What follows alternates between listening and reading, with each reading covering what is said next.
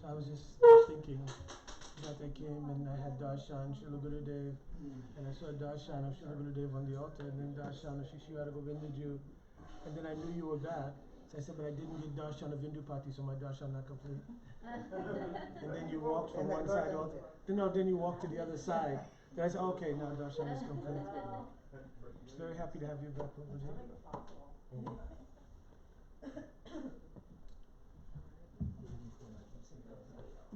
Hey, Sri Guru Ganada Swananda Datta Karanaya Kushindu Vrindavana Sinavatara Prasida Siddhara Pranaya Prachara Ajanulambito Bujo Kanuka Validato Sankirtana Kapitaro Kamla Taksho Ishvambro Dvijoyo Yugadama Palo Bandi Jagatpriya Karo Karuna Pataro Ananda Lilamaya Vigraya Himam Devachta Vishundaraya Tasmai Mahaprema Rasha Pradaya Shri Chaitanya Chandra Namo Namaste Kosturi Tilakam Lataputale Bhakstena Kostavam Sagri Paramuktikam Karatare Venu Karakankanam Sava Angahari Chandanam Sulalitam Kantam Muktavali Rajastrio Parivestito Vijayate Gopala Chudamani He Shishama Shundara Shikara Shekara Smerhasana Manohara Varikara Sika Mama Kripanadi Swapriya Charana Kinkaring Kuru Tavai Vasmi Najivami Tvaya Vina Iti Vigyai Radhe Tvam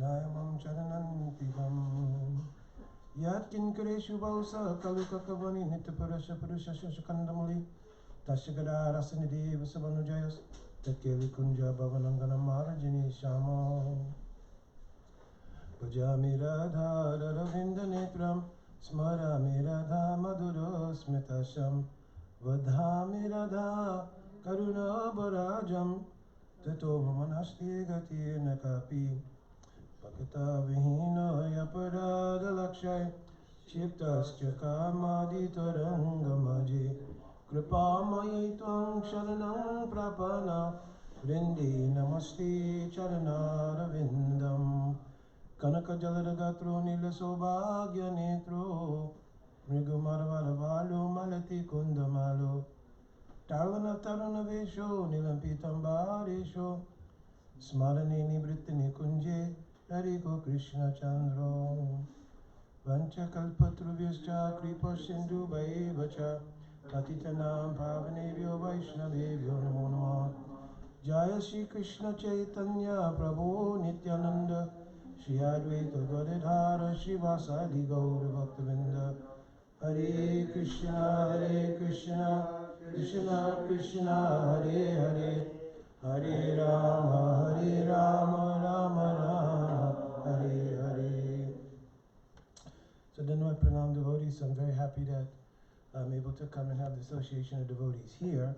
Normally on Sundays I have a class online, so it's difficult to come every single Sunday. So I've asked the online devotees to please give me some permission to come at least once in a month to have association here. We'll take it. Huh? We'll take it.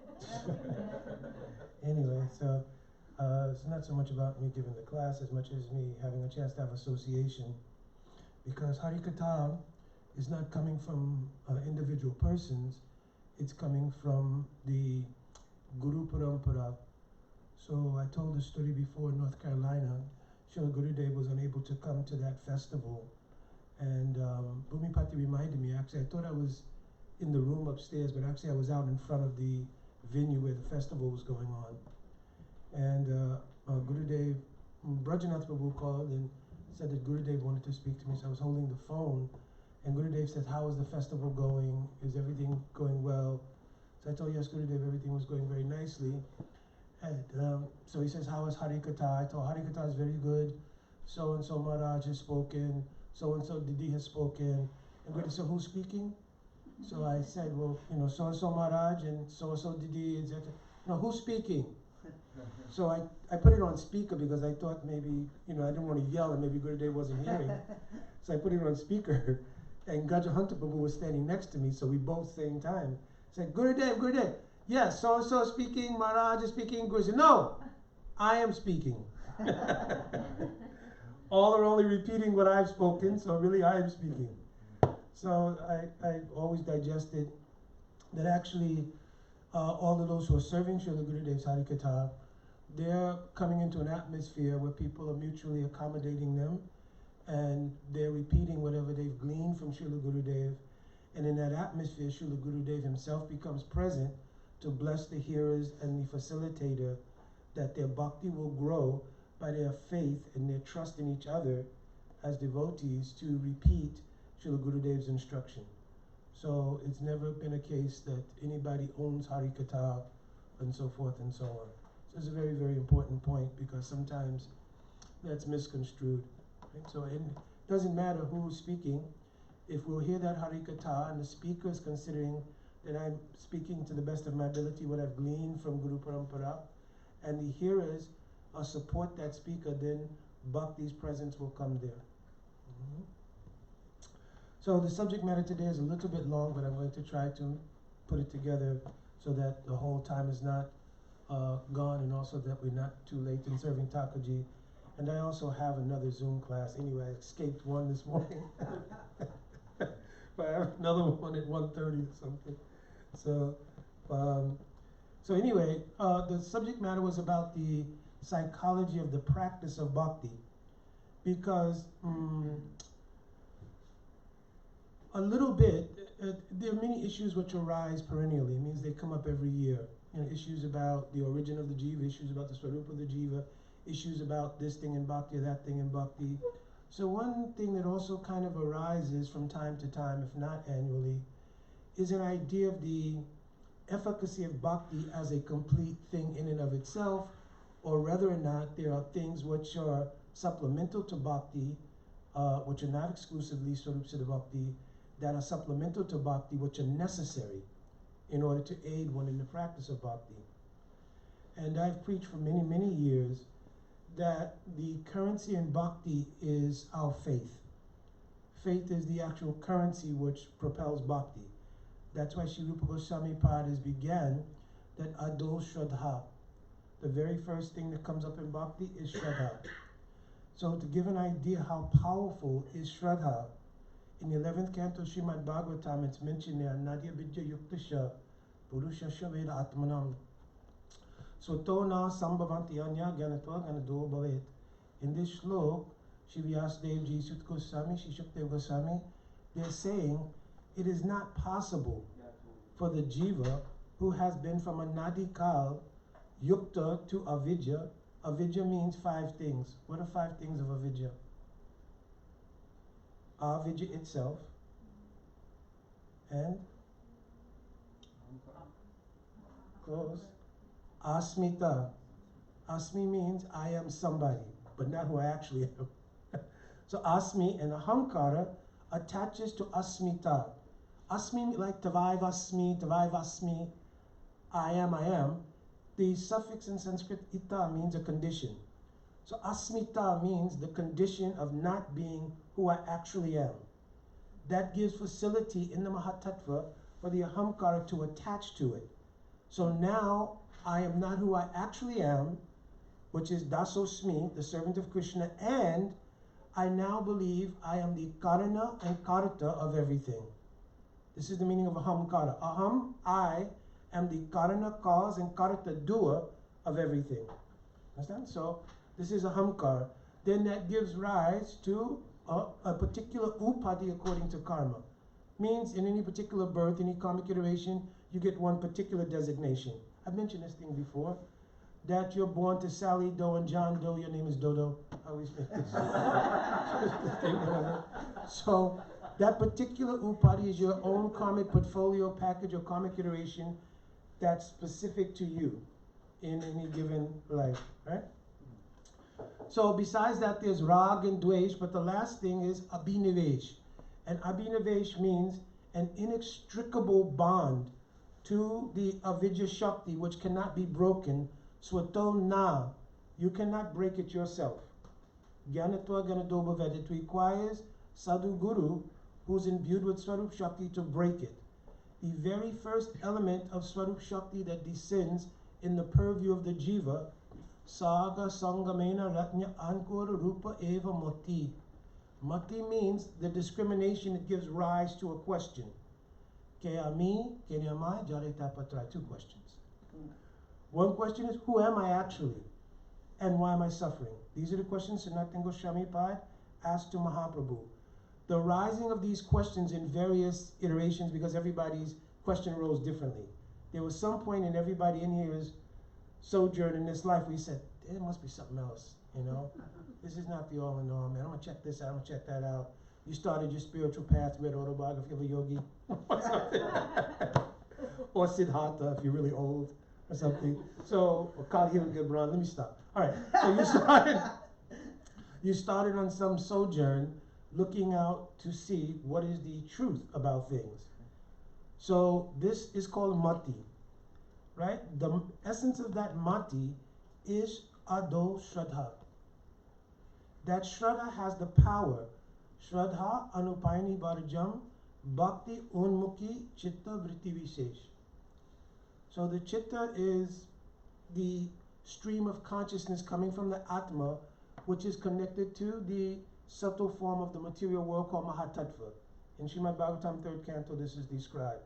That creates the chitta. On that chitta, the impression of the material energy comes in the form of the three modes of material nature. You cannot break that connection yourself. So when Sava Sangamena Ratnya Ankor, by Sangha of a sadhu, Ratnya Ankor, the Ankor means like the sprout of Rati, comes in the form of Mati, which is the personification of Ado Shraddha. That Shraddha has the power. Shraddha Anupayani Varajam. Varajam means a power, like to break something. Anupayani Varajam, Bhakti Unmukhi. It then takes the chitta and makes it unmuk, means turns it towards pursuit of the absolute truth in the form of Bhagavan, your relationship with Bhagavan, etc.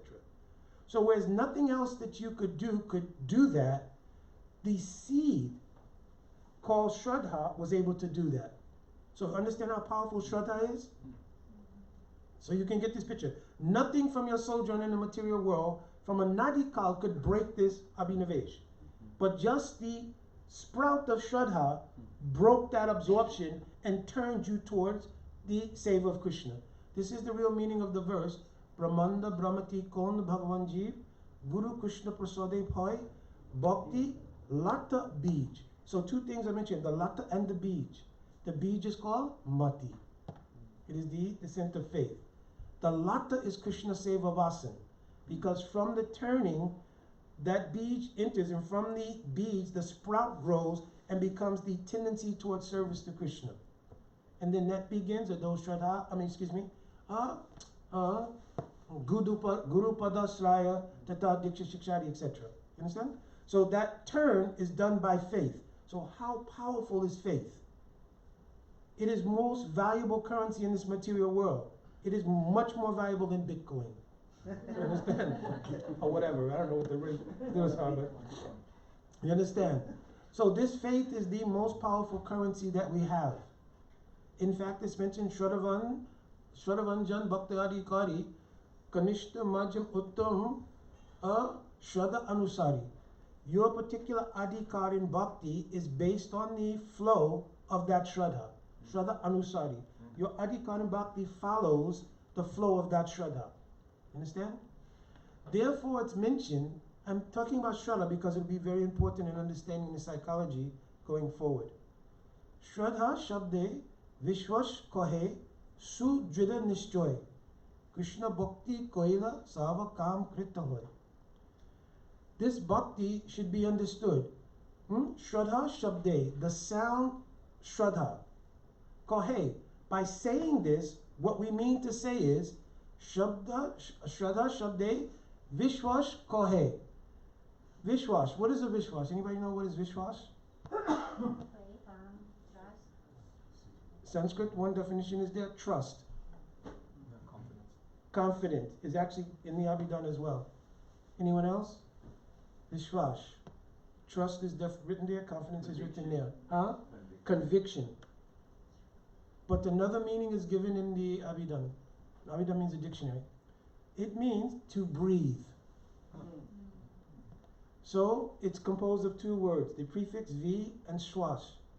So it means the particular mood of trust, conviction, confidence, faith that you have that my next breath will take place. Therefore, you plan on it. Wow. I plan on finishing the lecture because I'm believing the next breath will come, because without it, we won't have the lecture. That kind of trust, faith, conviction in Krishna Bhakti Koila, that Krishna Bhakti, Sava Kam Krita Hoy, can do everything. This is called faith. You understand? So without that kind of conviction, then our bhakti does not really advance. But there is an issue that also pops up. Because we've been in our sojourn in the material world from Anadikal, certainly there are impressions coming from two sources. One is Karmana Dhaivananda Traina Janto Dehopapatye. Karmana Dhaivananda Traina means the material impressions from previous life's activities and aspirations. Those influences come into the next life and play out as prarabdha karma. Understand? What we're going through in this particular life. Secondly, for most of us in this room, certainly there were previous bhakti sanskars as well. Because of what the things we've heard, everything, so forth, there were bhakti sanskars. So, praktanakana aduni chasti yasad bhakti vasana. So the bhakti vasans and the material vasan, means material impressions and bhakti impressions, are simultaneously coming into this particular karmic package and both exercising their influences. Understand? Because of that, at some particular point in your life, I'm only 25 now, but anyway, at some particular point in your life, right, the inspiration came to start looking towards bhakti. When you did that, maybe you heard a kirtan party, maybe you got a book, something happened that started that was the genesis of starting your sojourn in this life. But it was not the first beginnings of bhakti. The previous impressions of bhakti rose at that time and caused that thrust of interest in turning towards the alternative view. The material impressions as well still came. They did not stop because you took an interest in bhakti. So now what happens is there's one tract of spiritual impressions, one tract of material impressions. Does the material energy and the spiritual energy ever coexist homogeneously? Never. Asangahi anyam purushaha, mentioned in Upanishads. Material energy and spiritual energy, like oil and water, they do not mix. So what happens is that these two tracks are going along, and most people are going along trying to balance, like a train is balanced on these tracks. Every now and then on the layout of a track system, you see how the rails cross to change the direction of the train? Well, I'm using the analogy only to show at those places where the tracks intersect are the times when devotees go through psychological or emotional upheavals and sort of peaks and valleys. When those tracks intersect, those are the moments of those kinds of emotional and psychological issues in bhakti. You understand this? In other words, because they don't mix, it creates a pressure. You understand? A pressure. Why would it create a pressure? Bhakti is very unique in that bhakti demands a number of things. One, it demands that you realize from the conditional point of view, I'm helpless. And because of false ego, which we mentioned earlier, the feeling of being the karta and karan of everything, it is very difficult to digest, I have no control. For those people who went to college here, when you went into your freshman year of college, you believe that in 4 years, minus my party time, right, that somehow or another, I was going to graduate in 4 years. If you decide to pick up another 2 or 4 years of graduate school, I had 6 years to go. I planned that I was going to get a job at that time. I was going to work for 2 years in this sense, and I was going to grow. Everything we've done, we've time-stamped it on our agenda from the basis of being the controller of that narrative. True or false? Yeah. True. What day do you plan to become a pure devotee? Tomorrow. What? Yeah, you understand? What's your timeline for becoming a pure devotee? You understand? When I'm 70. Huh? When I'm 70. This is the thing. This is one of the first realizations you get. You're not in control of the time markers like you were in the material world. Raghunath Das Goswami is saying, Yari Cherava Samsaragam Prati Janur. Be prepared to go even life after life after life to get Braj Bas with Rag. That's unfathomable for us because everything we do now is even down to the point of we can get food in a few seconds from a microwave. Now you're saying that I can't even give you a timeline on when you're going to get pure bhakti. It is absolutely out of your control. But wait a minute. But my practice should award me bhakti. And if I'm practicing, it should become due when the bhakti is pure. But listen carefully. Kriti sajja bhavat sajja bhavasa sadanabhida. Nityasiddhasa bhavasa prakritam ridi sajjata. Is bhakti produced by your sadhana or not? No, directly in the Tika, Jiva Goswami Vishnu Chakravarti Thakur said, it is not dependent on your sadhana. It is a nitya siddha bhav which exists in the hearts of the eternal associates. So even your sadhana, what you thought now was the newly acquired kartatva or doership, you gave up in the material world. I got the new one now. I'm in bhakti. Don't you see the tilak? You didn't see that I was up at 3:30? I was at Mangalarti. So the new sense of doership is now applied to bhakti, and there's a sense of I am due the perfection of bhakti because I'm practicing it. But there is no guarantee like that your sadhana can produce a nitya siddha bhav. So you are completely helpless. Can someone else who's in conditioned life, can they give you bhakti? Therefore, pretty much in the mass association we have, we are pretty much alone in the pursuit as well. Because even though we are individuals, we're practicing in a collective, but we're actually individuals. So joining a collective mindset also does not guarantee bhakti. Well, I joined the sangha, and that sangha wasn't sufficient, so I joined this sangha. You understand? But even in the collective, it does not guarantee that you will get bhakti. The only guarantee you have to get bhakti is what? Mercy. Who said it? Yes. Mercy.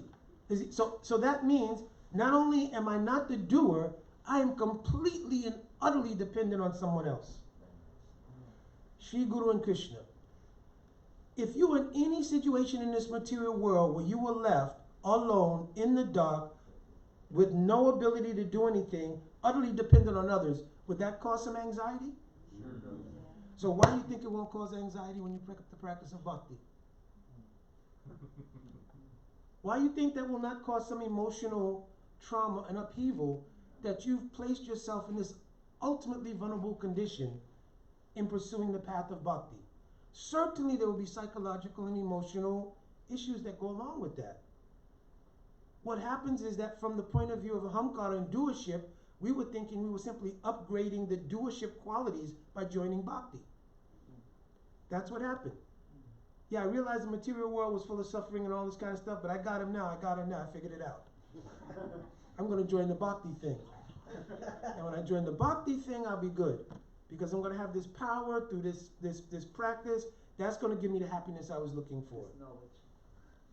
And therefore, the first thing, well, before I get to that, first of all, let's all recognize our situation. Let's give our self-diagnosis here.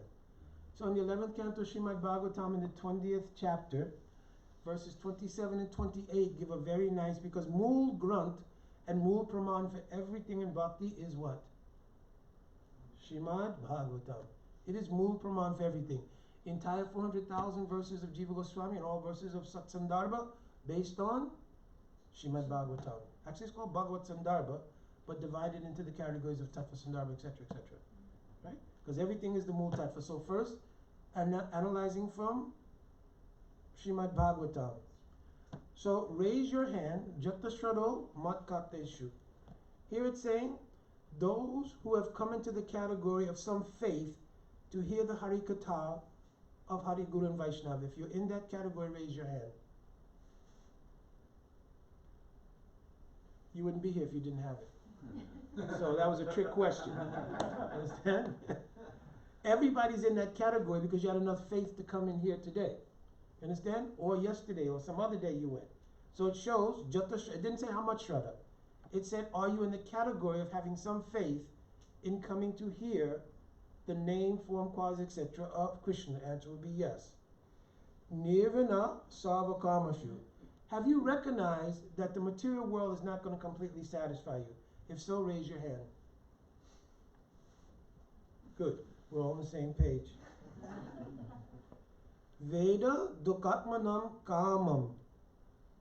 You've seen that all the various types of sense gratification you had, you cannot have any of it without having concomitant miseries at some point, somewhere, sometime. Raise your hands if you've understood this. You think you can have enjoyment without any suffering? Oh no, intellectually I know that's not true. But Then you know. That's what it means. Ved means intelligently understanding. You can perceive. I cannot live, this world is not void of suffering. So there's no scope for having strictly enjoyment without any suffering. Somebody's going to spill salt in the sweet rice that you were cooking. There's no, at some point, something like that will happen. Right? Is it too hot? You understand? So there's no scope for that. So Veda Dukatmanam Kamam, all on the same page. Parityak pi anishvaraha. So here it means, though we've recognized it, are we completely all able to immediately give up all kinds of sense enjoyment and perception of the material world is enjoyable? Can we just easily give that up? If you're not one of those persons, raise your hand. Means you can't very easily and immediately give up everything in the material world. All right, so we are doubling down on it, right? Not for a lack of trying. But that's what it says here. Parityag means there's an effort. Api, although there's an effort, anishvaraha. I'm not able to, I'm not the doer, and I cannot fully control it. So now we've given an analysis to a psychological difficulty from Bhagavatam. I've come into the process of bhakti, jata shraddha. I have that. Nirvana savakarmashu. I realize that activities in the material world are not going to be satisfying. Even though I have this knowledge and I'm practicing, parityagopi anishvaraha. I'm unable to completely detach. Even with the practice itself, I'm completely unable to detach. Will that give rise to some psychological emotional drama? Because you're in an effort where you're seeing that that effort is not bearing the fruit you want to, and then it comes back to you, but I'm helpless, right? Don't be hopeless, Guru Dev said. That's a different thing. Don't be hopeless. But that I have no power to do this. I can only desire and manifest the desire by the practice of sadhana, but everything is dependent on Kripa. So it's not in my control. Understanding that psychological condition, Srimad Bhagavatam then says, Tato bhajate mam prita. With prita means with affection. Go on doing bhajan to Krishna. Bhajate mam. Do bhajan to me, Krishna is saying, with affection. In other words, don't develop the attitude, well, I have to do this. I really don't want to do it. Right? So there should be some affection there. Understand? Shradhalu Dhrida Nishchaya. Now he mentions, how will you proceed? This is why I gave the whole explanation of Shraddha in the beginning. Shradhalu Dhrida Nishchaya. What does Dhrida mean? Anybody know? No. Firm. Nishchaya means confident that this Shraddha will produce its effect. You're not the controller, but you have confidence. Just like Rupa Goswami. Utsahan Nishchayat Daryat. Nishchayat means confidence. Dayat means patience, because it's not in your control. Here saying same thing. Shradhalu Dhrida Nishchaya. Have confidence that bhakti works. Put your faith in that. Right? Shradhalu Dhrida Nishchaya. Have it a fixed, firm faith that this bhakti will work. Jasamanas Chatan Kamam. At the same time that you are going through whatever it is you're going through in the peaks and valleys of bhakti. This is the meaning of Jasamanas Chatan Kamam.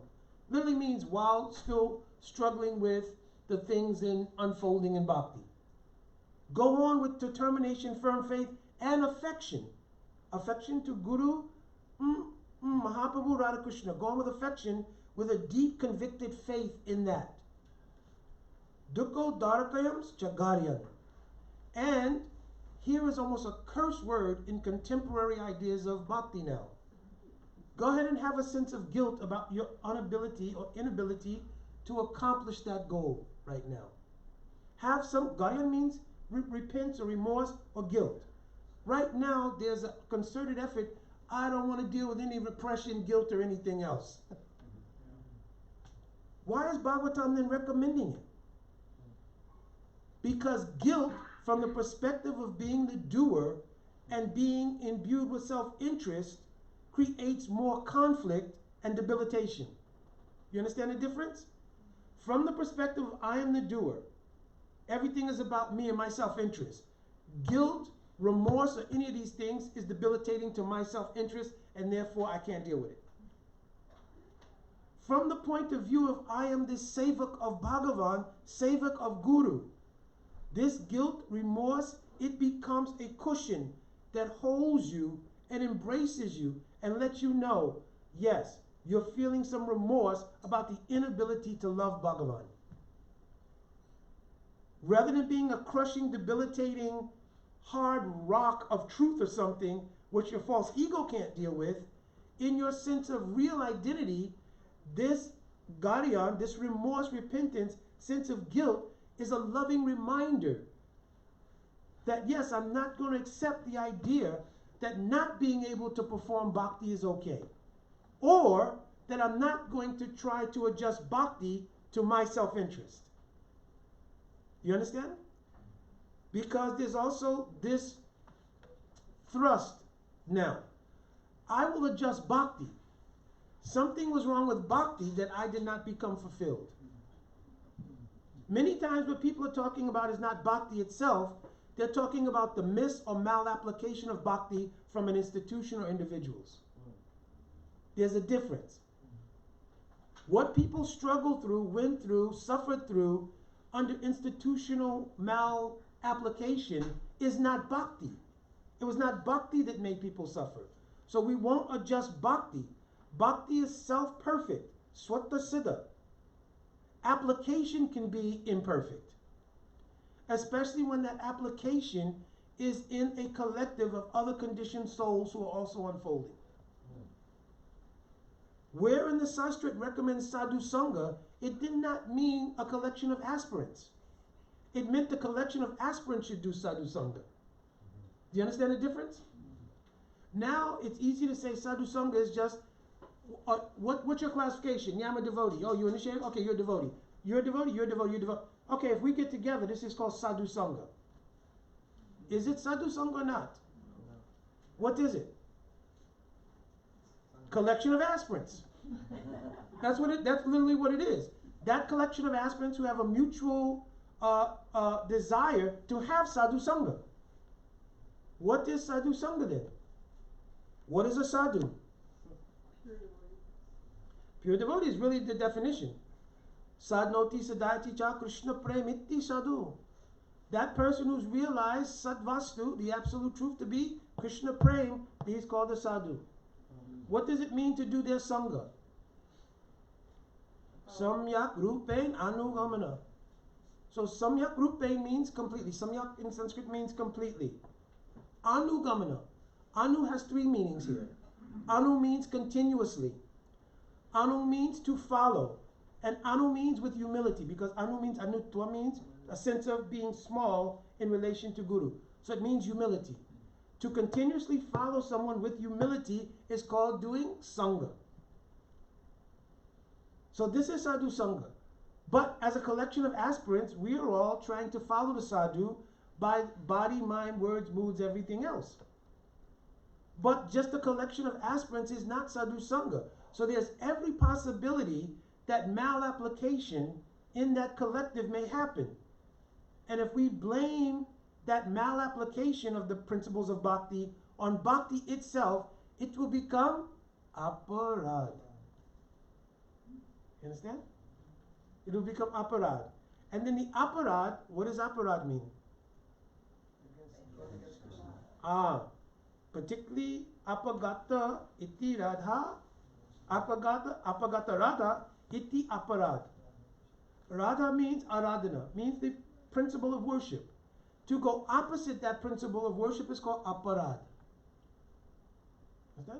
So to go against the love, affection, worship that is the embodiment in the form of radhika, to go opposite that is called aparad. Understand?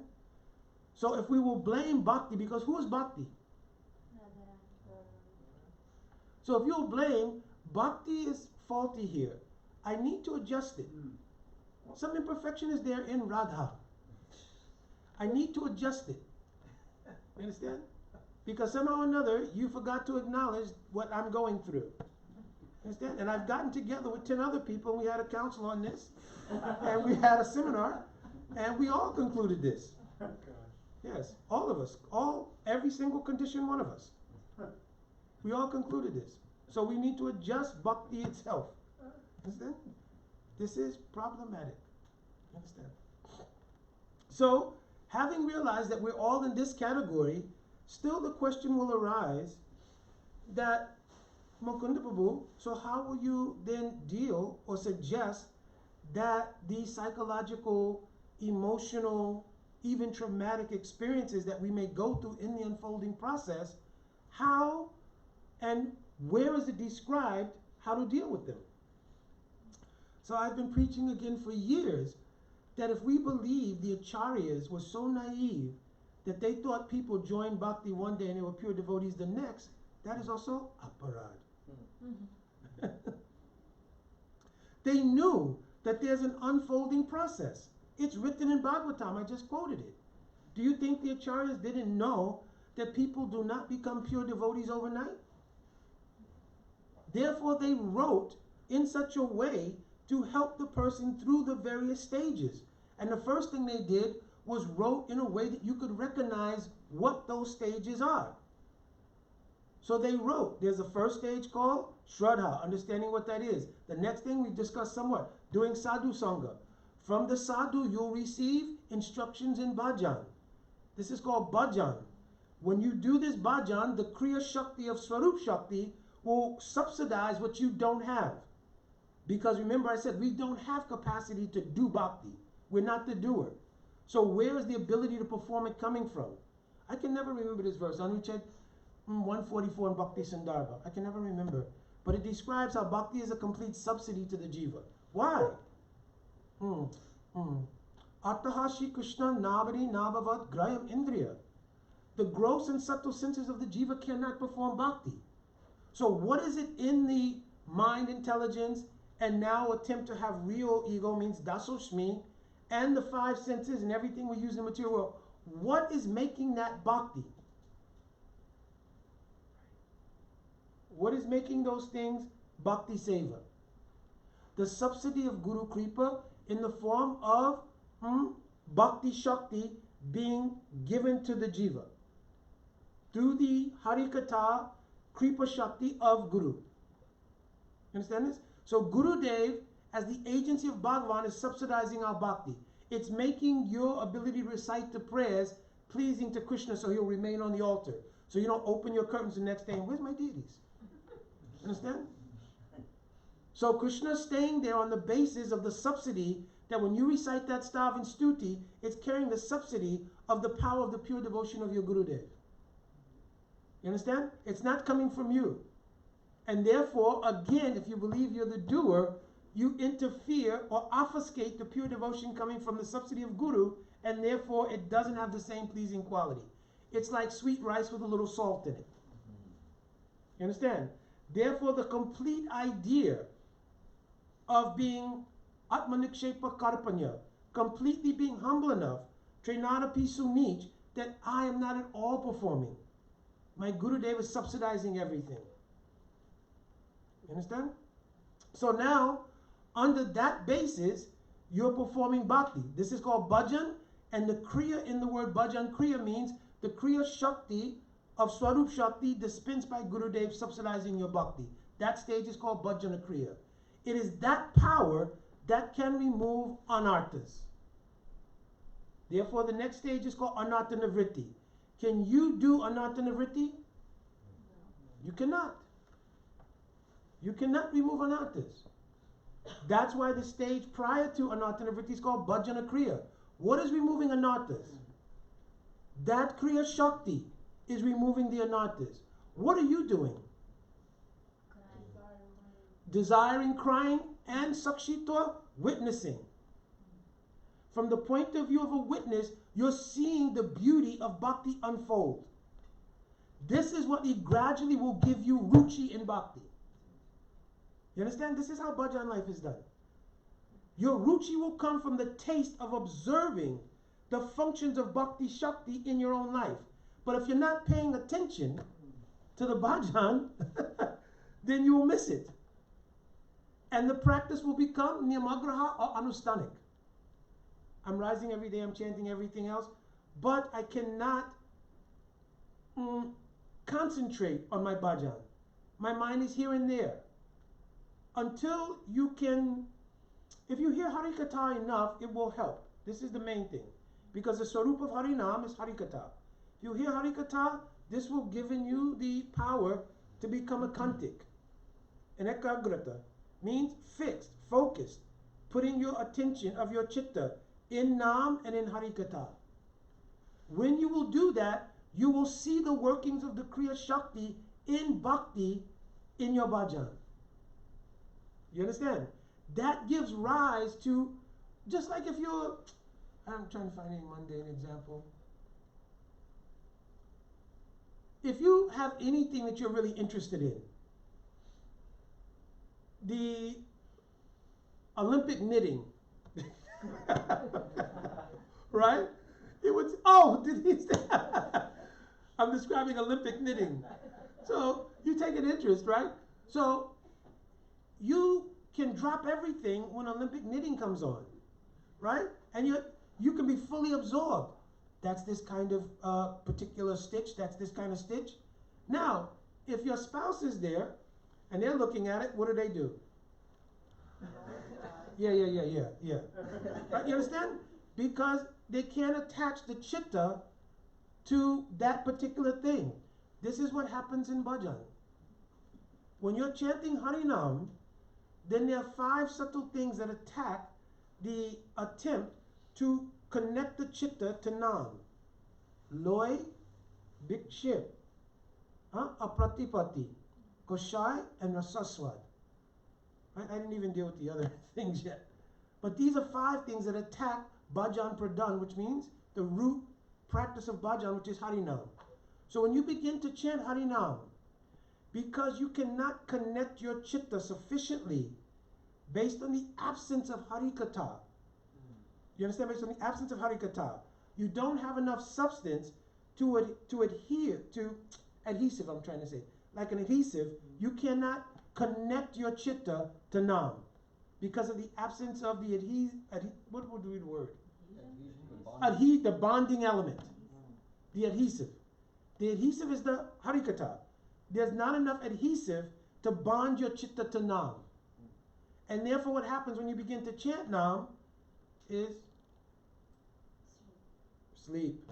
Now, if the telephone will ring, you were just sleepy. Right? You were just sleepy. If the telephone will ring, Haribo, knitting Olympics are on. What? Really?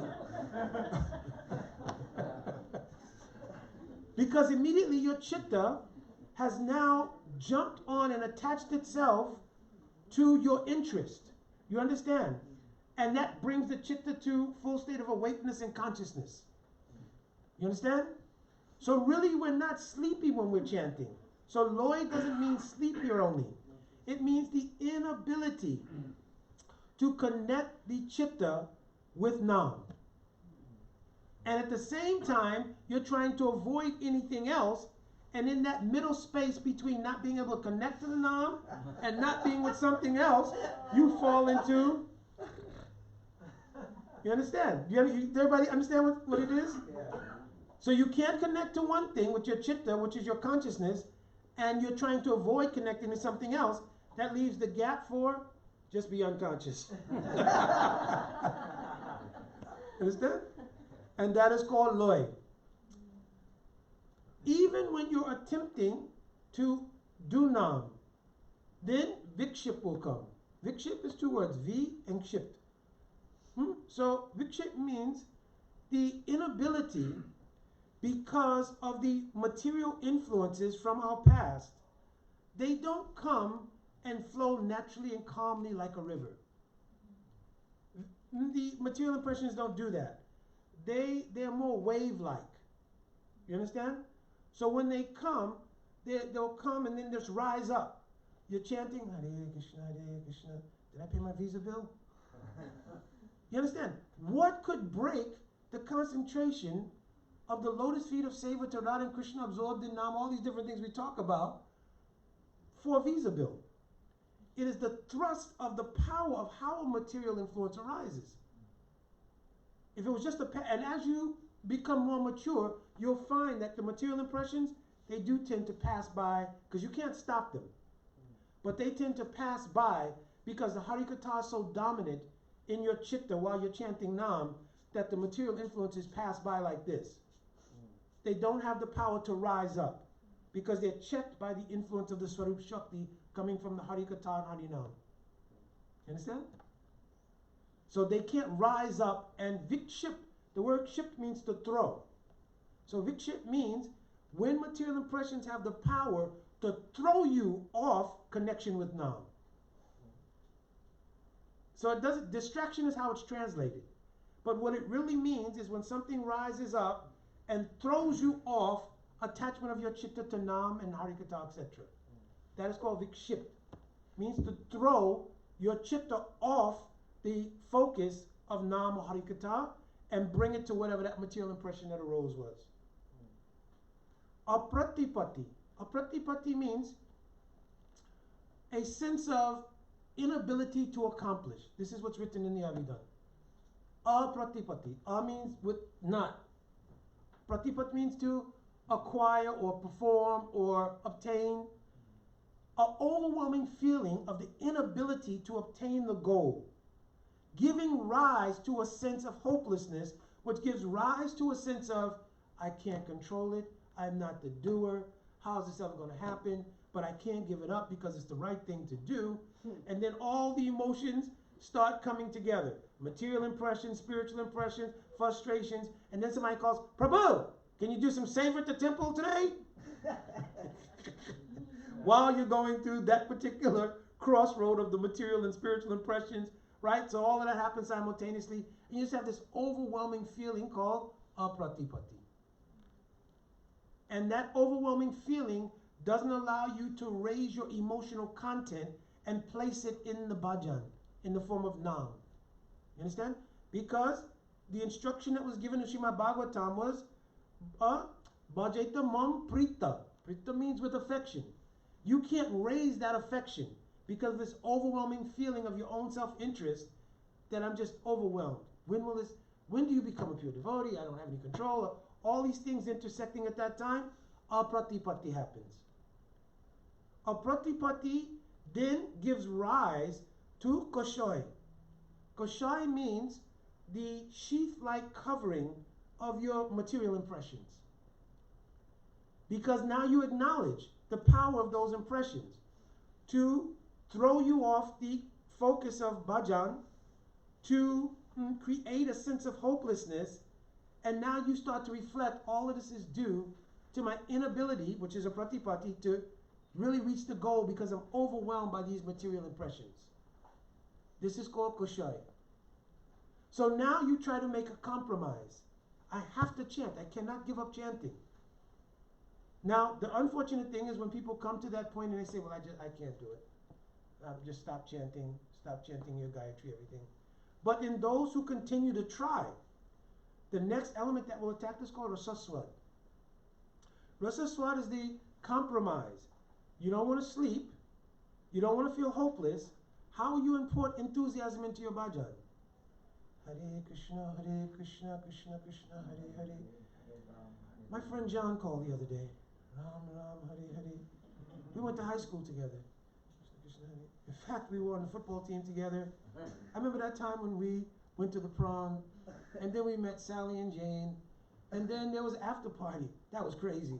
Boy, what was it? And before you know it, the Harinam has become the backdrop to your chitta now tasting rasa in Jad Ras of your own previous material history. But you feel, I'm not sleeping. This is an upgrade, I'm not sleeping. Right? But my chitta is completely dominated in rasa swad. So I'm tasting the Jad Ras of material impressions in the form of any narrative that comes. So it's almost like, you know, the difference between Mantramaya Upasan and Swarasiki Upasan in Bhakti. Mantramaya Upasan is when you come to a mature stage and you'll have sporti of Radha Krishna and Seva Kunj. And that Mantramaya Upasan will come from hearing, not, you won't be looking with your eyes. Shruta Kshita Panta. One verse is there. From your hearing everything, the sporty of that will come. And you're seeing that. You understand? When that bhakti becomes more mature, what has led to the lila in Seva Kunj will unfold. You understand? So prior, Radha and Krishna was somewhere, Radhika became in Man. Radhika went here and Krishna's been trying to break her Man. Krishna has tried so many things, done, nati, bade, all the different things how to break Man. He's been unsuccessful. Finally, by the mercy of Manjaris, who's speaking to Radhika, who's made one vow. If Krishna will come here, I will not speak to him. If Krishna will come here, I won't even look at him. Oh, I certainly will never touch him again. But when Krishna shows up, long story short, because we'll lose our track if I start going down that track, by the mercy of the Manjaris, they say, oh, Swamini, we by force could not keep Krishna out. So he's come in and he's looking at you. And Radhika thinks, I will never look at him. Get out of here. I will never look at you. So, but you also told you'll never speak to him. But you've spoken to him. That's okay, I will never look at him. But look, he's coming closer to you. Don't let him touch you. So then she'll turn around and she'll see him and she'll jump up and grab him by the arm and escort him out of the kunj. So then the Sakis were going, listen, Saki, already all three of your promises have been broken. So why hold on to this last vestige of anything? Just go ahead and surrender and be with him. You understand? So like this lila will unfold in Swarasiki Upasan. So this is not at all, I'm making a comparison, but I'm saying what happens in Rasa Swad is you begin by chanting. One image comes from your previous material experiences. And then as you continue chanting, your chitta looking for attachment to something, and it doesn't have sufficient, like this lila I just told, to attach to, the leelas of your own past come up. And your chitta attaches to it and goes to the whole Swarasiki lila of Mukunda Das. You understand? Yes, when I talked to this person, I did that, this was this and that. 2 hours have passed, I'm smiling, and they were, oh, you must have had very nice rounds. Yeah, it is. It's really wonderful. Wow, I'm really feeling enthusiastic about chanting. You understand? And now you figured it out. Whenever I chant, I wait a few minutes, let material impression come, and I'll be able to chant and not fall asleep anymore. Understand? But this also is not proper nam, because offense is there in nam to not give full attention to nam. Understand? And I gave one class some time back on the evolution of nam. And in the beginning, it is very difficult because a person can only understand Harinam as Namakshar, 32 syllables. They don't have an understanding clearly of what these 32 syllables are. Right? When you first come to the temple, I'm saying somebody who's completely new to Bhakti. So they've agreed to chant. So they're chanting, but that chanting manifests 32 syllables. The Shabda Brahman, nature of those 32 syllables, gives Sukriti file. From Sukriti, you will get what? Sadhu Sangha. And from Sadhu Sangha, gradually in elevated stages, you'll understand the 32 syllables to be composed of 16 names. Those 16 names, you'll be able to understand are related to the Archavigraha in the temple. If you stay on that platform, it's described. Acharyam eva haraye shraram pujam yayate Nartat bhakteshu chanyeshu sa bhakti prakrita smritaha. This is still on the level of material practice of devotion. It's called Kanishta Bhakta or Prakrita Bhakta. You're chanting Harinam, even having heard Nam from Guru, right? And you've obviously taken Diksha, but no illumination of Diksha and Sambandha Gyan has come, and you're worshipping the deity on the altar. This is called Prakrita Bhakta. You cannot recognize the value of the Sadhu Sangha. Only you're chanting the name and you can understand the worship of the deity. So you're making association between 16 names and the Archavigraha in the temple. The next elevation of chanting now, these 16 names are composed of 8 pairs, and these 8 pairs are inseparable. What am I meaning by this? Yes, because can Krishna or Radha exist without each other? Therefore, what you saw as 16 individual names, you're now understanding to be 8 pair of 8 yugal. Indispensable. Now, having understood Radha and Krishna as 8 pairs, you're understanding why they're indispensable from each other. Because what is the meaning of Radha? What is the meaning of Radha?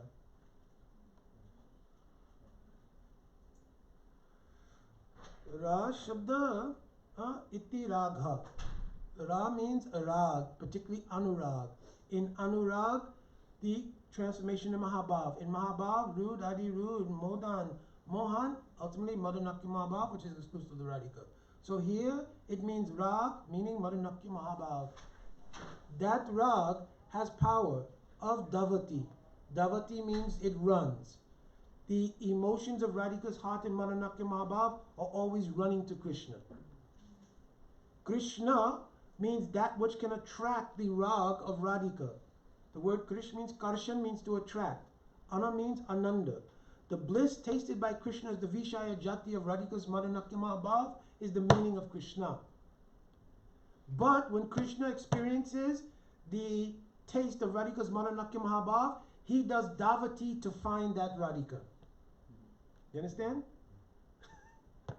So now... No, I'm sorry, I don't understand. Okay.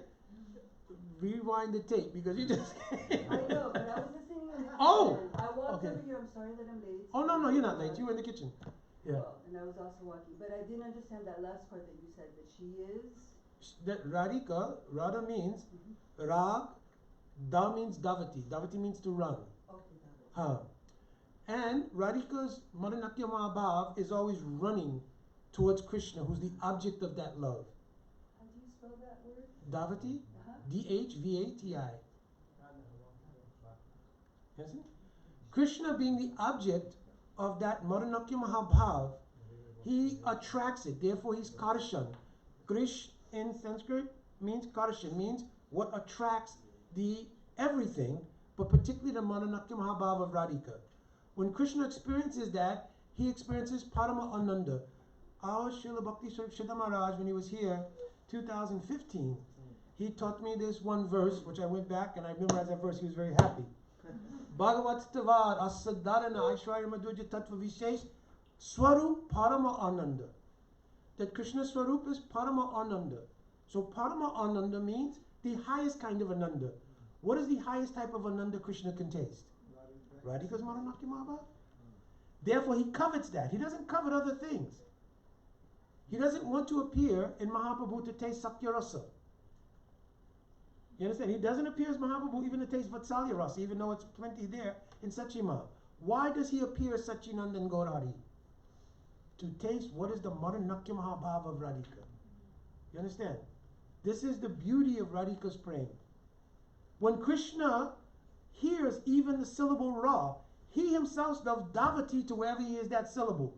Oh, do you know where Radhika is? Do you know where Radhika is? You understand? So, this is the meaning of Radha and Krishna. This meaning becomes understood in that third iteration, where one understands that Radha and Krishna are yugul. In that yugul, they have their lila. This is the purpose for which they are two individual forms. Because Radha Krishna chaye eki sarup. Lila sasiddhite dhari duriru. They're one person who've become eternally two to taste this mood. How is this mood tasted? In Leelas, which are comprised of two elements. What are those two elements? Meeting, separation. Therefore, in this Hare Krishna mantra, in the 8 pairs of Yugal, are 8 particular periods of the day in which this Leela unfolds through meeting and separation. Hare Krishna, they are meeting. Hare Krishna, they are meeting, but their separation is pending, like in Nisant Leela. Krishna Krishna, Hare Hare.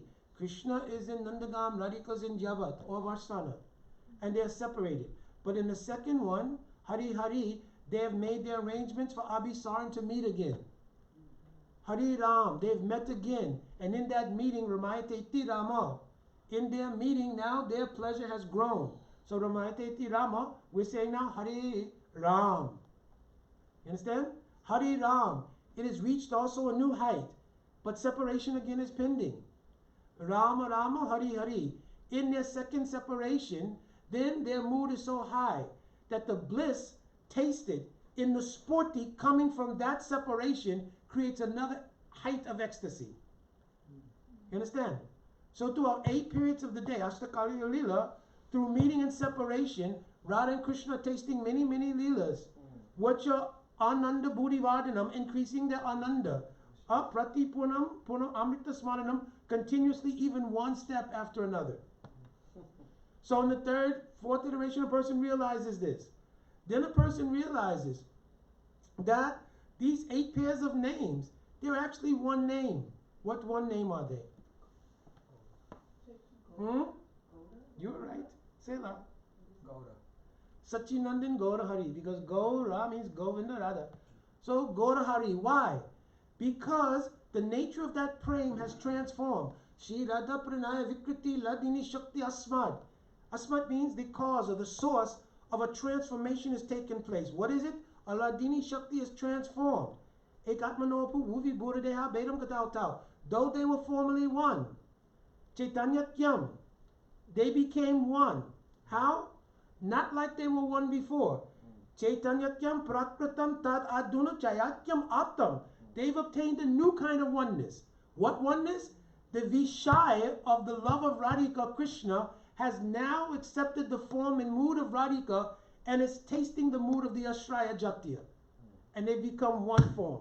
What verse is that, please? Adi Leela, chapter 1, text number 4 or 5. Very important verse because you understand the transformation of prem. Now if you'll study Ujjwala Mani and you look at how prem transforms itself, you understand this thing really completely. How beautiful is prem. So back to our psychology of bhakti practice, we have to get in the position of our real self, which is dasosmi. In the sense of our real self, we are void of kartatva except desire to serve Krishna.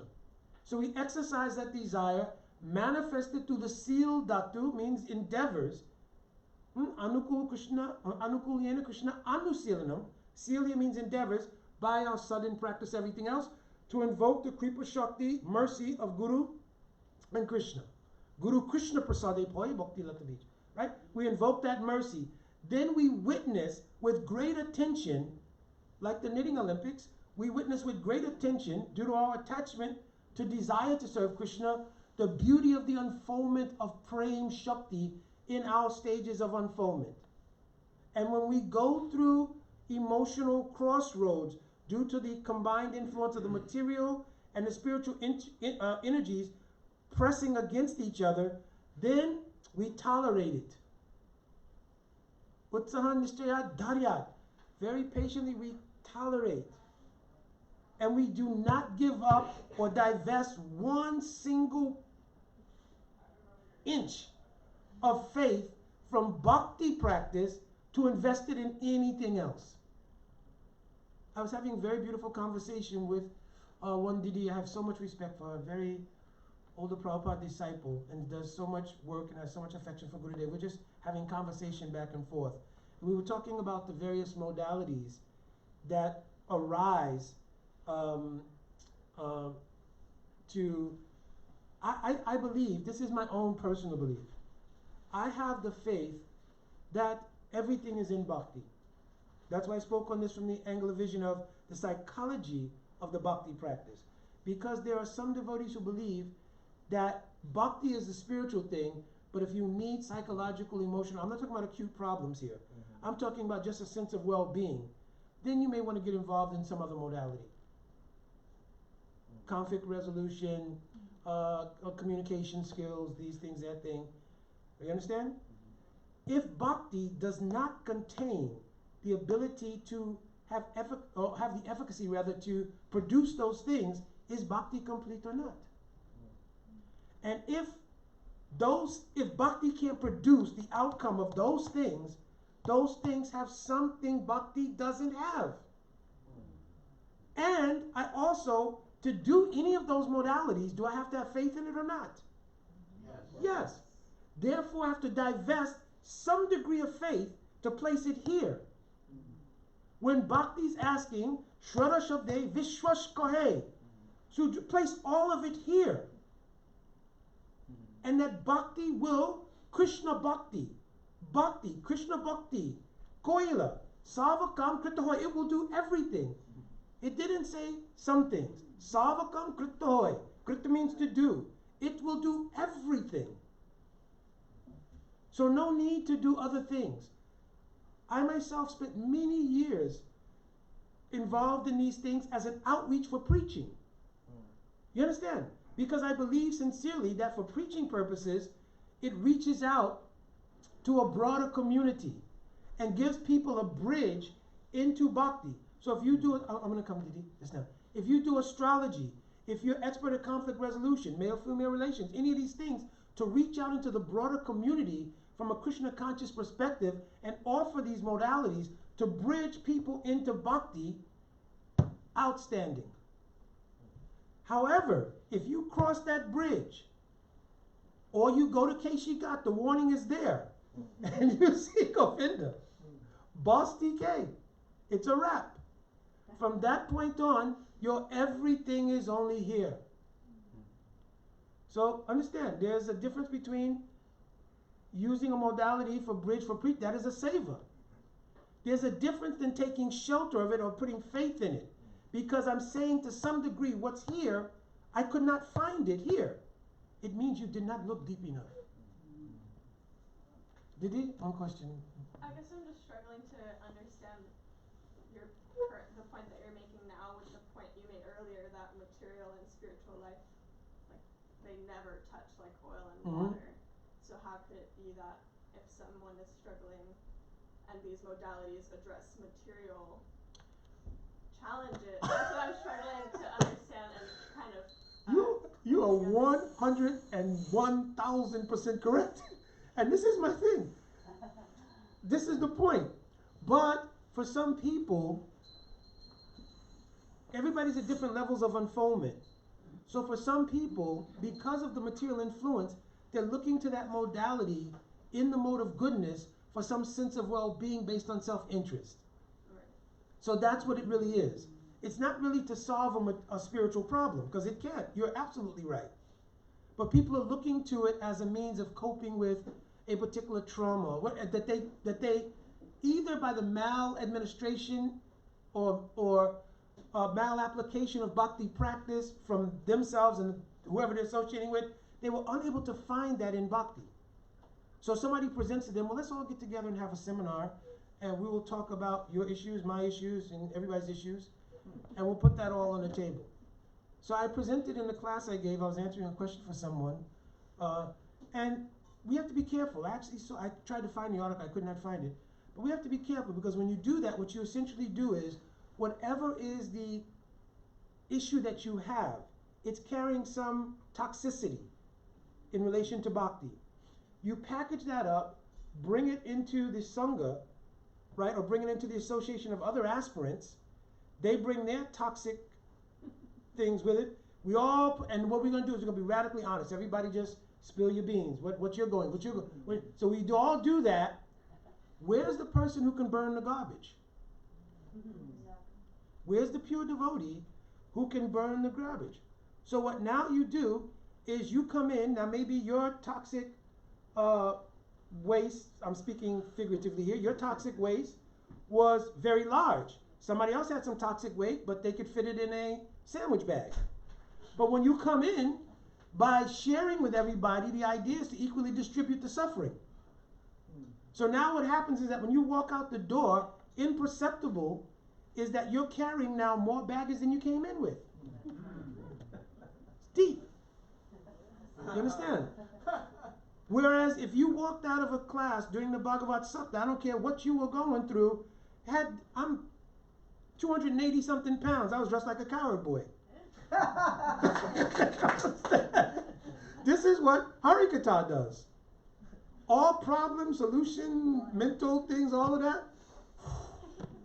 So the efficacy of bhakti is vetted and proven. You understand? Also, in different modalities, how can we vet the authors or engineers of those modalities? Like, I'm giving you an example. It's become popular, I mentioned this in the answer class that I gave online, that there's a term called spiritual bypassing. Has anybody ever heard this? Spiritual bypassing. Where has the term spiritual bypassing come from? Huh? New Age psychology. There was actually a gentleman. He was a practicing Buddhist. Is it related to science? Yeah, he's a sociologist or psychologist, I can't remember. Practicing Buddhist. He observed some situations within his own group where people would come if they had a particular kind of problem, and people would say, oh, just do more meditation. So he observed that and felt that it was inadequate to generally deal with that person's issue. He coined the term spiritual bypassing, wrote a book on it. Before you know it, it's in the New Age lexicon. And because the Vaishnav Mandal, being as not as insulated by the Shakti of pure Vaishnavas, because so many Vaishnavas have left the world, everything, it seeps into the Vaishnav Mandal and becomes part of the lexicon. Prabhu, yes, you should try to chant more. Don't spiritual bypass me. Understand? So, now having understood the potency and power of even a drop of Shraddha, what to speak, Mahaprabhu is told from his own mouth. Namnam Akri Bahuda Nija Sarva Shakti. I put all of my Shakti, Nija means his own, Shakti in Harinam. What recommendation can I give you to solve a problem that would be superior? So am I bypassing your issue? Or am I giving the best known solution to me for that problem? But because I want to feel an immediate sense of comfort, and I know again in that practice, it's going to require me to give up doership and give up self-interest. I don't want to hear it. Right? Dur daivam. That's the meaning. Dur daivam. Therefore, I'm very unfortunate that I didn't have rag for now. Because I want the immediacy of the comfort. Just like Occidental medicine, Western medicine primarily is symptom medicine. It's not curative medicine. Right? Just like you can look at any ad. Are your legs tingling? Well, yeah. I'm 70 years old, my legs are tingling. Try leg tingle remove. Right? Now, you may feel suicidal. What the, come on. But your legs won't tingle. You may want to kill yourself. You may want to kill yourself, but your legs won't tingle. You understand? Come on, I mean, this is just, and this is how the society is. It is symptom oriented. So in our spiritual place, we also tend to look for that. We tend to look for symptom removal. So if we go to a session where that symptom removal, which means I can deposit my whatever is toxic, and I don't mean this in a real negative sense, I mean just whatever we have, I can deposit that in a forum, right? Let me just get rid of mine, and we'll discuss it. Oh, you really suffer? I feel really bad. I'm suffering too. Let me tell you my suffering. So everybody now deposits it, but where's the removal facility? It's not gone, because Didi made such a point. Material things can't solve spiritual problems. Karma. I guess the reason I was bringing it up, Yeah. because in my mind, I was struggling to understand also how Material and vice spiritual. versa, Yeah. where it seems like what you're presenting is in like challenges with on the bhakti path, Mm-hmm. and you can't fix psychological problems on the bhakti journey with material modalities. Yeah. Let me just try to find my. I get what you're saying. You're saying it would work opposite also. Will strictly spiritual things be able to solve material things like emotional, psychological trauma, and so forth, so on? Yeah. Yes, because the difference is that one thing has an absolute power, the other thing has a relative power. You understand? So the relative power has no ability to solve things in the absolute realm. But the absolute power has the ability to solve relative problems. So Srila Prabhupada used to use the analogy. If you have $100, all your $10 problems are solved. And this is a fact.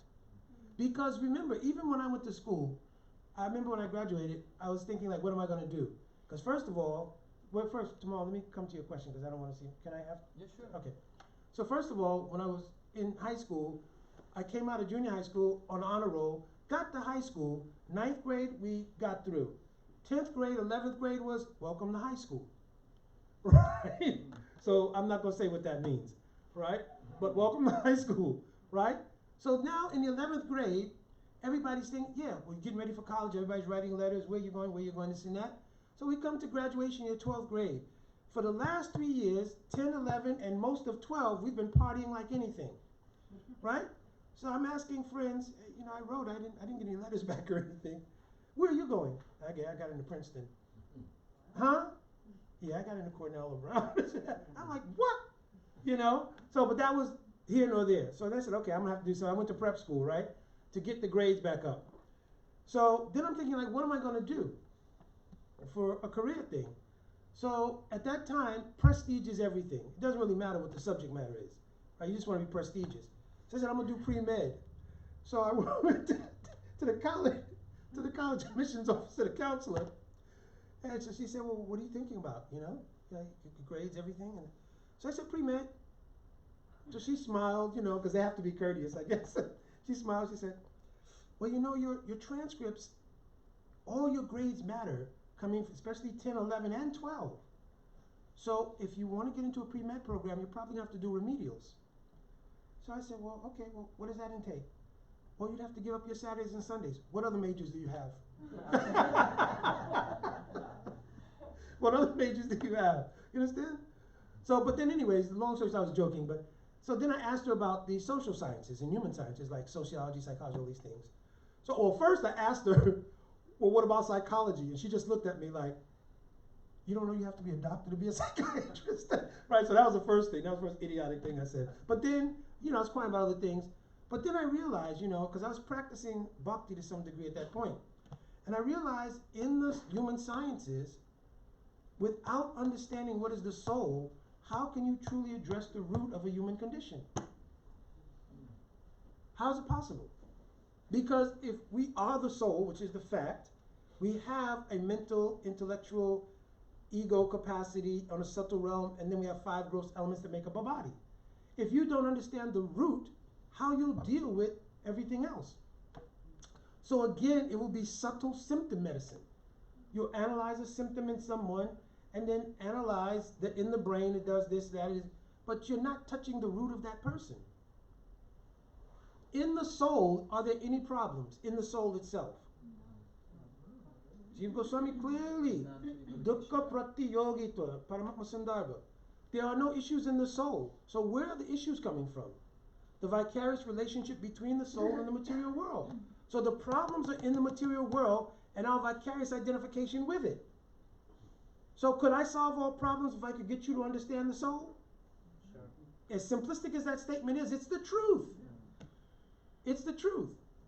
But it's difficult sometimes for devotees to want to digest that because it doesn't immediately feel good because of all the things I mentioned earlier. But when does that happen? Will it happen next year? Is it a 4-year course in becoming pure devotee? You understand? Because we can't mark it off in time and we can't be in control of it, it becomes very anxiety filled. Whereas if I go to the seminar, I am in control. I am availing myself to it. The facilitator of the seminar is, he's there, she or she is doing, and there's a sense of mutual doership, and so that is comforting because it's within our control. Bhakti takes away your control and puts it all at the lotus feet of Guru and Krishna. You mentioned earlier that you could use this process like for Prabhupada's given an example so many times, dovetailing. So you mentioned earlier how you still can use like that process for Krishna consciousness. So you said you've even used it Mm-hmm. so that you could you gave the example of how you can get a Tamarji, don't you forget your can question. reach out to more people and all that. So what about for those people who feel they're like, because clearly you're a very educated person, so Not really. I think so. Very. For those that I'm just saying, as an example, for those that are perhaps feeling that they may be less educated, they need to educate themselves to come up to the standard of like, you know. Well, say, I mean, say where you I think I are, get what you're saying. someone in your So position. I'm thinking that if somebody is feeling a sense of inadequacy in some particular way, Bhakti can cover all inadequacies because Bhakti is absolute. But it may be that I cannot perceive from my position of inadequacy how that happens. So, a preacher, their duty, Srila Maharaj mentioned that when he was here, one of the expertise of a preacher is that how you reach out to people at where people are and be able to create a bridge to cross into Bhakti is also important. You can't show up at some place and just tell people, hey, all of you just not the body, Krishna's God, you're all his servants, what all are you doing here? You can't, just, it won't go over well, nor will it actually resonate with where those people are at. So if you have any expertise, right? If you're an astrologer, if you're a counselor, if you're an artist, if you're this and that, whatever, and you use that to reach out to people, that is a savor in bhakti. Srila Prabhupada, he started his preaching on the premise that I will help you get free from suffering. Is that the point of pure bhakti? No. But Prabhupada used that, yeah, you're suffering, I could tell. How many trips you've been on today? Understand? You're definitely suffering. So I'm coming and I will help you be happy forever. I will help you get free from suffering. So he actually used the self-interest that people had to bridge them into, just try this. See what happens. All of our acharyas have done like that. Right? Somebody guided one Mathuravasi to go to Sanatana Goswami because his daughter had to get married to get the Chintamani stone. You understand? So that program is not the problem is when the devotee themselves, having entered the arena of bhakti, then takes the main currency in bhakti, which is Shraddha, faith, and divest it to go back under self-interest and apply it into something else. That is dangerous. I appreciate you answering that because I personally feel like a lot of people may, in one sense or another, feel that way, but they may not necessarily be able to say it.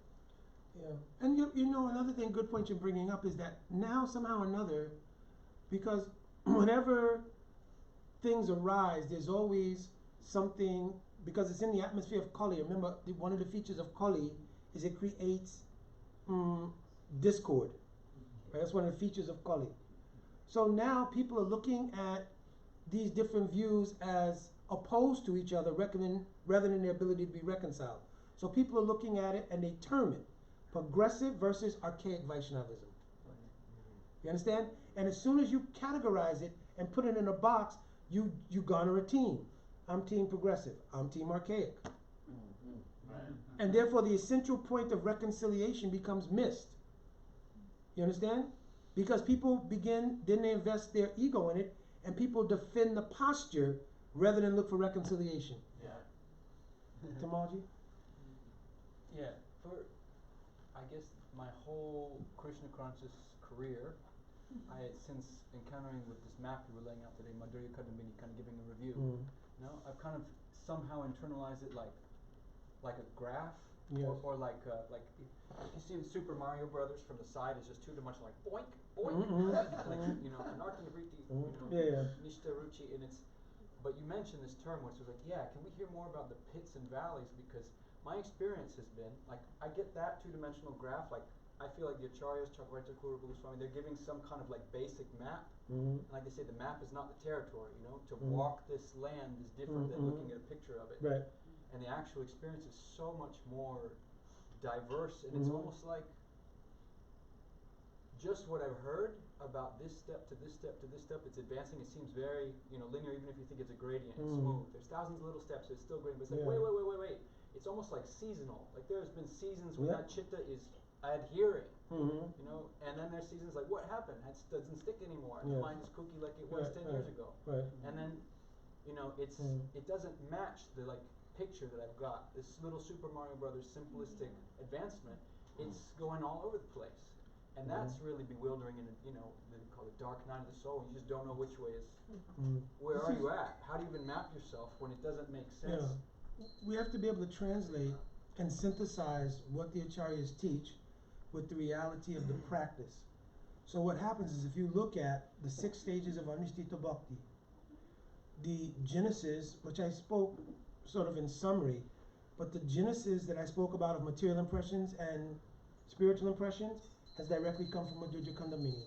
There are 2 sources of material impressions, Duskrita Utta and Sukrita Utta. There are 2 sources of spiritual impressions, Aparad Utta and Bhakti Utta. And if you look at Madhurya Kandamini, this is the genesis of what forms the basis of 4 types of 4 narthas. You understand? Did you get it? Mhm. So if you look at Madhurya Kandamini, he first points out the sources of what it is that makes the chitta in the condition it is. Because he's described Anistita Bhakti. Utsamai, Ganatara, Vishaya Sangra, Vishaya Sagra, 2 things. Mhm. Right? Sangra means strife and struggle. Sagra means ocean. Because once you get to the point of Yudavikalpa, where you, from the point of view of Kartatva doership, try to adjust bhakti, you open the floodgates of your material impressions. So like an ocean, it overwhelms you. That's what causes struggle and strife. You understand? Because Yudavikalpa literally means, Vyuda means choices. And I'm trying to pick a choice that's going to line up with where I am in bhakti, rather than me moving towards the goal itself. So it's like trying to move the goalpost. Mhm. You understand? So 100 yards is not a touchdown. Well, let's make 10 yards today because I just ain't feeling. You understand? So I'm going through the literal things now. So in that stage, you open up for Vishaya Sangra, the strife of the struggle with material energy. And then at that point, Niyamakshama comes. Because of the flood of those material experiences, I'm unable to maintain the thing that's actually removing those material influences. And at that point is when, by the mercy of Bhakti Shakti, you get the realization, I can't do it. And that's when you do the Draupadi. Gurudev! And that, now here's the next thing. When you do the like, Gurudev, I can't do it. That time Guru, because he's so merciful, Gurudev subsidizes again, re-enthuses your bhakti. When he re-enthuses your bhakti, you begin to do bhakti, and now you're chanting 1 lakh Harinam, all sastras coming out of your throat just like a river, and all these things are going on. Then what happens? Pratishta was looking down, oh, there's a good candidate. Boom! Taranga Rangini. You start floating on the waves. Pratishta Ashtadrasht. You start floating on the waves. When you come to give class, you can't give class unless your eyes go. You understand? Everyone who's a sadhu, sadhu. You understand? And your ears, they're regularly to this size, but your ears will go. Understand? So this is called Taranga Rangini. And you start tasting that. That's what Raghunath Das Goswami says, Pratishthasta drasa swapacharamani yurid tet. That it's like an this is really heavy language. Outcast, dog-eating prostitute. Wow. Dancing in the heart. Now, you know what? You know what the implication is here, though? If you obviously observe something, would that be pretty observable? If you saw an outcast woman eating dog, soliciting prostitution, that'd be pretty obvious thing. and you would not associate with it, right? But pratishta is so subtle, it can dance in your heart and you can't even see it. Drust means audacious. Audaciously dancing in the heart. But when people tell sadhu, sadhu, your kirtan was amazing. Oh, how you dressed Takaji was so. Hey, drink. Oh, yeah. Understand? Right. That's why you never pay attention. It's like, sadhu, sadhu. Guru Dev, sadhu. Yes. So the pride is still there. There's still some level. This is Tarangarangini. That's why it's in the category of Anishtita Bhakti. And then he describes how this happens. And he begins by two kinds of impressions, material and spiritual. The two forces of material impressions are duskriti and sukriti, karma performed in bad ways or in good ways. And the two spiritual ones are aparad, which means things you did in a previous life in relation to bhakti, making the bhakti incomplete. So now the bhakti impressions and the material impressions are coming. They then play out with four nartas, like asatrishna, maintaining an attachment to enjoyment in this world. And if I can't enjoy in this world, can I enjoy in heaven? Well, if I can't beat them, let's join them. Let me get moksha. And if I can't do that, at least let me have some mystic city so I can play around until whatever's going to happen happens. Understand? So in this way, we develop a consciousness of Dharanartha. And then also aparad, the carryover of the aparads, which were from the previous life, come, and we're trying to dispel them, but we're practicing now, because praktanaka aduniki. Practice is, praktana means previous, and adunik means now. Practicing now, we may still have some save aparad, especially nam aparad, right? Aparad to the Murti of Takaji, and aparad to jivas. Also, not only Vaishnava aparad, to all jivas. Understand? And then, Ridoya Dubalyam, Ridoya Dul Bhav. The inability to pick up on the subsidy given by Gurudev's potency, to catch that, you can't catch it. So the heart becomes weak. And it gives rise to kutanati, dupliciousness. Because false ego arises again, I don't want anybody to know I'm struggling. So I come in and I make believe I'm not struggling. The reverse polarity of that is radical honesty. Hi everybody, I have an announcement. I am struggling with this, and this, and this. So now I've gotten it off my chest, you go ahead and take it home with you. Understand? So the kutanati is both sides of that coin. Also tucha shakti, maintaining attachment to insignificant things. Matsarya. Matsarya, Srila Swarup Maharaj gave so nice explanation of this. Because matsarya generally means a big fish when it eats a small fish, it's called matsarya. Right? Envy is what we translate in English. But he said it really means, because envy is not always malicious. Envy means the inability to tolerate my self-interest becoming backseat to anyone else's self-interest. That was his definition. He gave the Sanskrit and he gave the inability to tolerate it. It is very subtle. Understand? So, and then Labda Puja Pratishta. Again, Pratishta raises its ugly head. And then Swarup Brahm. Now, if you analyze any problems that anyone is going through, you can connect it to one of those type of four narthas. Name any problem. Name any one. I mean, say that you're living alone in the woods, and there's nothing really changing in your life, and that there's a period of time that the chitta is sticking to Krishna and the holy name, and then there's a time that it's not anymore, and it's a struggle again, and then there's a time that sticks, and there's a time that it's not, and it's like, what's that about? That's called Anushtita Bhakti, because the adhesive of realizations has not taken place in the chitta. So the chitta is still vacillating. So when you're practicing and your bhajan becomes deep, and part of the bhajan practice becoming deep is not just information. The deepness is the application of your emotional content and everything to the process. Then you can see in the process the transformations of the Kriya Shakti of Swarup Shakti. You can't witness that until you give full emotional content. Understand? If your emotional content is still in self-interest, Saranagati hasn't taken place yet. And Prahlad Maharaj mentioned the 9 processes of bhakti, Shravanam, Kirtan, Vishnu, Smaran, Param, Seva, etc. What does he say after that? Itti Pumsa Prikta Vishnu. Saranagati. So you have to understand what Saranagati, by Maharaj's Saranagati book. You have to understand what is Saranagati. Because if you don't do Saranagati, right? What is Saranagati really? No self-interest.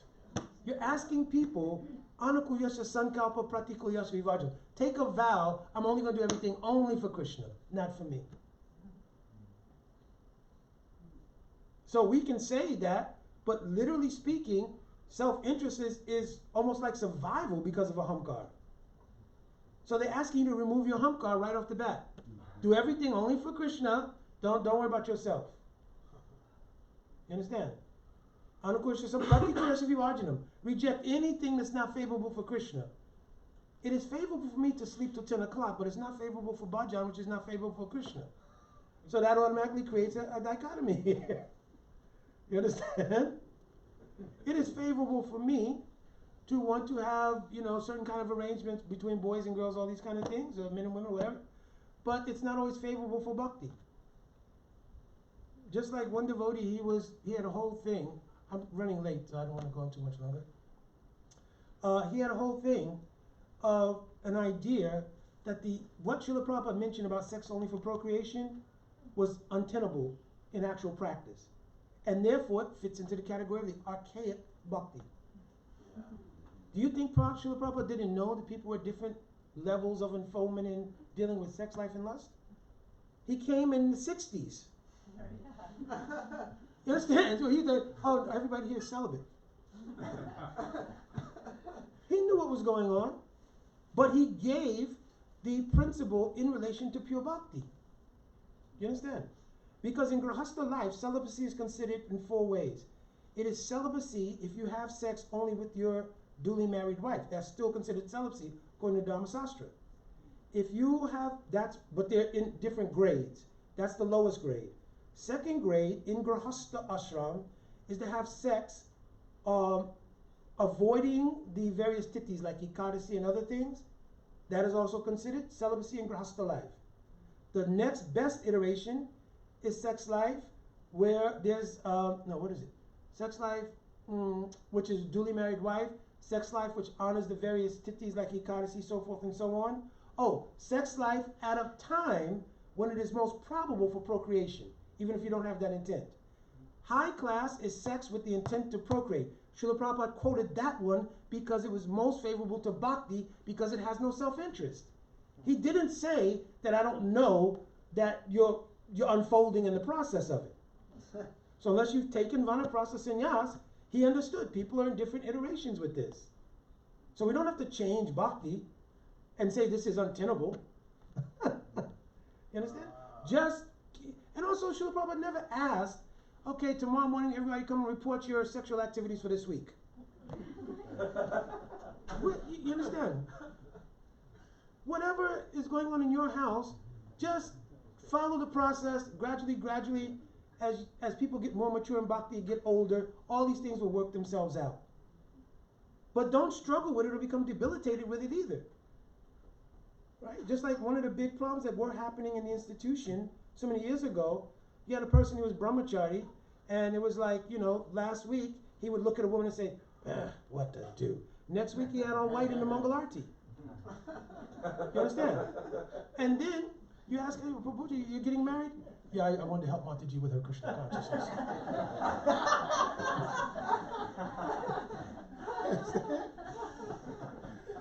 So it's like all kinds of different, and this comes from the not genuine practice. If you have good sadhu sangha, all genuine practice will be there. Genuine practice will be there. Like I feel that going on what Mom was talking about, that looking back on my life, times when it was up, my sadhana and all that was up. It wasn't me. It was that I had an association of Srila Gurudev. I was able to go to Dham. It's not like there was anything from my end. It was just riding on those waves of that pure bhakti that I was able to be. And then when that was gone, it was like, oh. Just another question.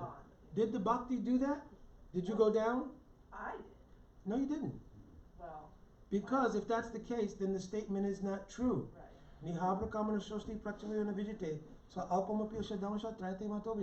Nothing in bhakti is lost. Right. So what it means is that I've stopped looking at it. It's there. Yeah. You understand? I've stopped looking at it. My I've stopped looking at it. But it doesn't disappear because then that statement would be false. You understand? So the bhakti is never lost. Whatever's acquired is permanent. But this up and down. The up and down is our perception according to self-interest. Because when I take self-interest, then it doesn't leave room for only interest. Anya abhilas sunya. I'm not adding the suffix ita here. Anya abhilas sunya. Being void of any other desire except Krishna's pleasure. When I am thinking like that, all my bhakti bank account is present before me. When self-interest arises, it obfuscates that, and there's the appearance of going down. That appearance of going up and down is called anishtita bhakti. It can be even a spiritual self-interest, like I want to have the feeling of Krishna's presence in my life. Yes? That's for me. Yes. Yeah, he's making a point because Rupa Goswami Pad has mentioned, this is a very subtle point, we're going to have to end here because RT is also starting. Bhakti, even when it becomes perfected, can have two qualities of self-interest. Shukya Aishwarya Uttra and Prem Seva Uttra. So Rupa Goswami is described, I want to go to Vaikuntha. I will serve Narayan. And I will be absorbed in the opulence of Vaikuntha. It will be very wonderful. There's a mixture here of self-interest and Bhagavan Seva. Prem Seva Uttra. I will go to Braj. In Braj, I will see the beautiful form of Shyam Sundar. Oh. Okay. I'll see the beautiful form of Shyam Sundar. The atmosphere of Braj is so beautiful. I'll be living there in that Braj, absorbed in the most high class of bliss. The night of Ras Leela. That's horrible. That's aparad, Krishna's flute. On that night, Krishna calls for rasa. Dusahavi rohete vratapta dushta shubha.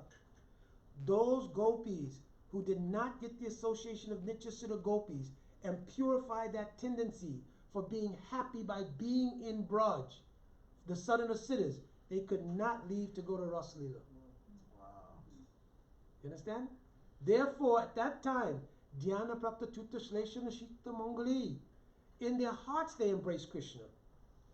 And due to the suffering, Tivra Tapt, of separation from Krishna after he called for them, that tendency was burnt up. And the truth of their true mood came because they embraced Krishna in the heart. Jara Buddhapi Sangata, in the mood of a paramour. Then, Guna Mahideha, the last vestiges of any gun that was not absolutely anukul for Krishna's happiness, dissipated, and they obtained Ras on a later night, or the Nitya Golok down. Jai Hari Bol.